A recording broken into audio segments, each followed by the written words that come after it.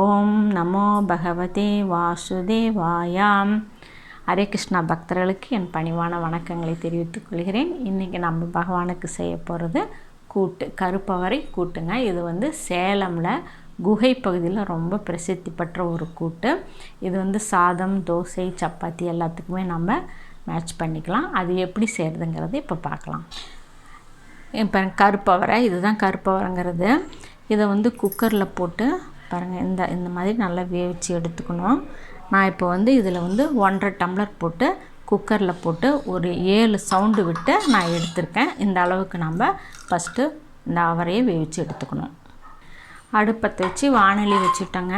இப்போ இந்த வேக வச்ச கருப்பவரை இதில் போட்டுக்கலாம்.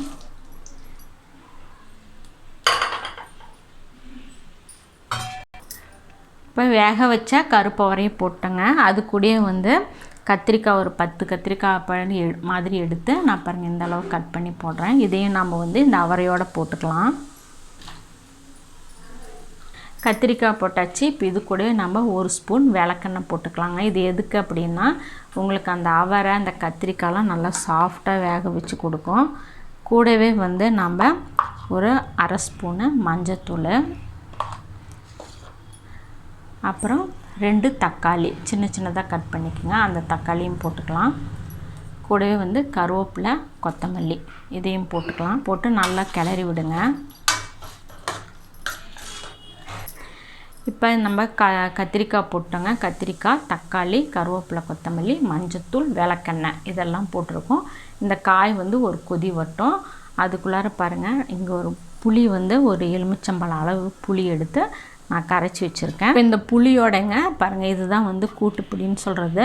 இது நான் வீட்டிலே தான் அரைக்கிறேன். இந்த கூட்டு பொடி மட்டும் இல்லை, எல்லா பொடியுமே நான் வீட்டில் தான் அரைக்கிறேன்.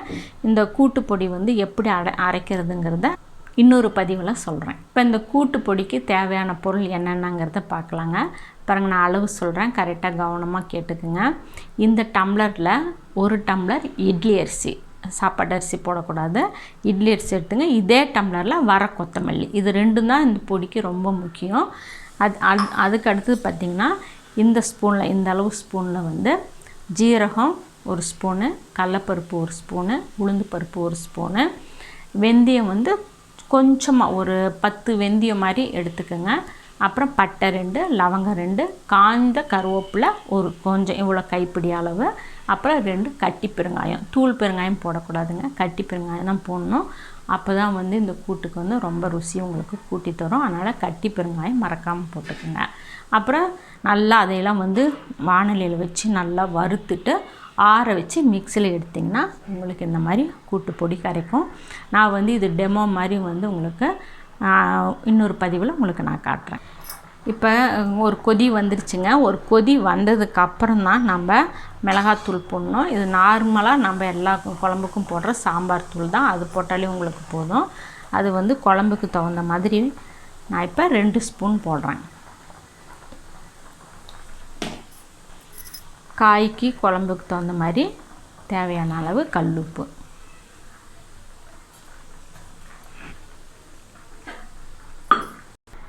இப்போ மிளகாத்தூளும் உப்பும் போட்டாச்சுங்க. போட்டு நல்லா கிளறி விட்டுருங்க.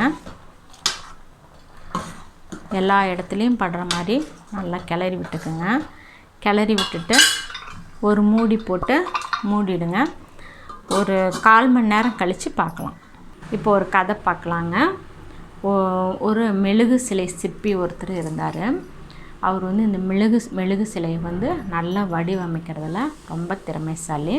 அவர் என்ன பண்ணார், மெழுகு சிலையெல்லாம் நல்லா வடிவமைச்சு கோயிலுக்கு கொடுக்கறது தான். இந்த சிலையை வடிவமைக்கிறதுல ரொம்ப சிறந்தவங்க யாருன்னு பார்த்தீங்கன்னா, வங்காள நாட்டை சேர்ந்தவங்க தான். இப்போ கூட இந்த கோயில்கள்லாம் கட்டும்போது அந்த மாதிரி வங்காளத்தில் இருந்து தான் சிற்பிகளை வரவழைச்சு இன்றைக்குமே அந்த மாதிரி சிலைகள்லாம் பண்ணுறாங்க. அப்படி இருக்கும்போது அந்த சிற்பிக்கு நாளடைவில் ரொம்ப வயோதிகமாகிடுது, இறக்கும் தருவாய்க்கு வந்துடுறாரு. இருந்தாலும் அவருக்கு ஒரு பயம், அந்த உடலை விட்டு போகிறதுக்கு ஒரு பயம்.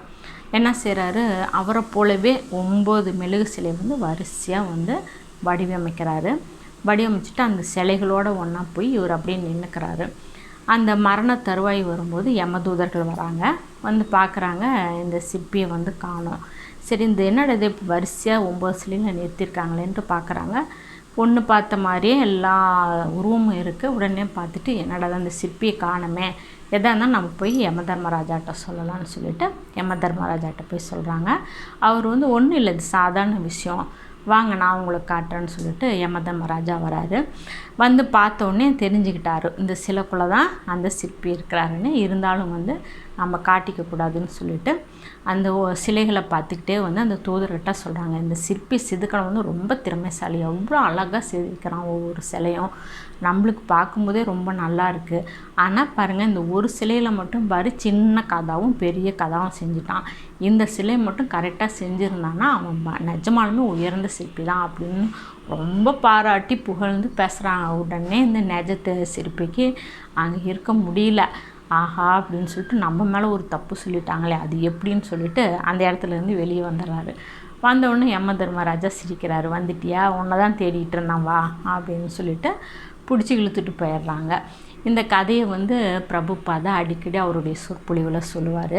எதுக்கு அப்படின்னா, நான் தான் செஞ்சேன், என்னால் தான் எல்லாமே நடந்தது, நான் தான் வந்து உயர்ந்தவன் அப்படிங்கிற ஒரு அகந்தை எந்த பக்தர்களுக்கும் வரக்கூடாதுங்கிறதுக்காக பிரபுபாதா அடிக்கடி இந்த கதையை சொல்லுவார். அது உங்களோட நான் பகிர்ந்துட்டது ரொம்ப சந்தோஷப்படுறேன்.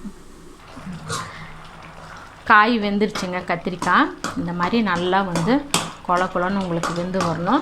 இப்படி 1-2 தடவை இப்படி ஒரு 2-3 காயை உடச்சி விடுங்க. அப்போ தான் வந்து உங்களுக்கு குழம்பு வந்து நல்லா ருசியாகவும் இருக்கும், குழம்பு உங்களுக்கு நிறையா வரும். இப்போ இந்த காய் வெந்துருச்சு. இப்போ நம்ம இந்த கரைச்சி வச்ச புளி இருக்குல்ல பாருங்கள், கரைச்சி வச்ச புளியில் நான் சொன்ன இந்த கூட்டு பொடியை வந்து ஒரு 3 ஸ்பூன் போட்டுக்கலாம். நிறையா பாருங்கள், இந்த அளவுக்கு எடுத்து 3 ஸ்பூன் போட்டுக்கலாம். இப்போ நான் வைக்கிற குழம்பு பார்த்திங்கன்னா 5-6 பேர் சாப்பிட்லாம், அந்த அளவுக்கு நான் இப்போ செஞ்சுருக்கேன். இதை வந்து கை வச்சு கட்டி இல்லாமல் நல்லா கரைச்சிக்கோங்க. கரண்டியிலோ ஸ்பூன்லேயோ கலக்க வேணாம், உங்களுக்கு சரியாக கலங்கி வராது. ஆனால் கை வச்சு நல்லா கலக்கிட்டு கூட வந்து கொஞ்சம் தண்ணி சேர்த்துக்கலாம். இப்போ இந்த புளியையும் கூட்டு பொடியும் கலக்கி நம்ம இப்போ இந்த குழம்புல ஊற்றிடலாம். இப்போ இந்த கூட்டு பொடி தாங்க இந்த குழம்புக்கு வந்து ரொம்ப ரொம்ப முக்கியம். இதெல்லாம் வந்து உங்களுக்கு குகை சைடில் வந்து ரொம்ப ஃபேமஸான ஒரு குழம்பு. எந்த ஒரு ஃபெஸ்டிவல்னாலும் அதிகப்படியாக இதை தான் செய்வாங்க. இப்போ இந்த குழம்பு வந்து நல்லா கொதித்து அந்த புளி வாசம் போகிற வரைக்கும் நம்ம வெயிட் பண்ணுவோம். இப்போ இது கூடவே வந்துங்க நம்ம கொஞ்சோண்டு சுகரு பாருங்கள், நான் ஸ்பூனில் வச்சுருக்கேன் பாருங்கள், சிறிதளவு சர்க்கரை அது வந்து போட்டுக்கலாம். இது எதுக்கு அப்படின்னு பார்த்தீங்கன்னா, உங்களுக்கு அந்த புளி ஊற்றிருக்கிறோமில்ல, அது வந்து ரொம்ப காரலாக இருக்காது, அதனால நம்ம இந்த கொஞ்சோண்டு சர்க்கரை சேர்த்திக்கலாம். தாளிப்பு கரண்டி வச்சு நல்லெண்ணெய் ஊற்றிக்கலாங்க.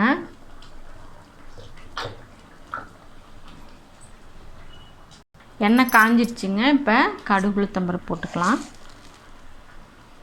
கடுகு உளுத்தம்பருப்பு கொஞ்சம், கடலைப்பருப்பு கொஞ்சம் பொரிஞ்சிருச்சுங்க. இப்போ நம்ம பெருங்காயம் கொஞ்சம் போட்டுக்கலாம். போட்டு கூடவே ஒரு 2 கருவேப்பிலை.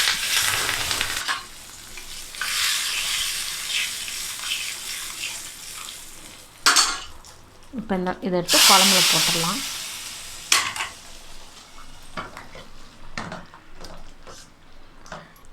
இப்போ தாளித்து கொட்டி பாருங்கள், குழம்பு ரெடி ஆகிடுச்சு. இப்போ இந்த இதில் கொஞ்சம் கெட்டியாக தான் நம்ம இறக்கணும் இந்த கூட்டு, அப்போ தான் உங்களுக்கு சாதத்தில் வந்து நல்லா ஒட்டும். தண்ணி மாதிரி இறக்கிடாதீங்க, இந்த அளவுக்கு நீங்கள் இறக்குனீங்கன்னா சாப்பாட்டுக்கு ரொம்ப நல்லாயிருக்கும். கருப்பவரை கத்திரிக்காய் கூட்டு ரெடி ஆகிடுச்சுங்க. கடைசியில் வந்து இந்த மாதிரி கொத்தமல்லி எடுத்து நல்லா பொடி பொடியாக நீங்கள் அரிஞ்சு மேலே அப்படி தூவி விட்டு இறக்கிடலாம்.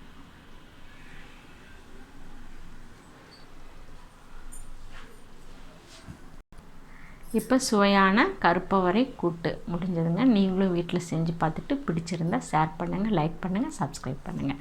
ஹரே கிருஷ்ணா.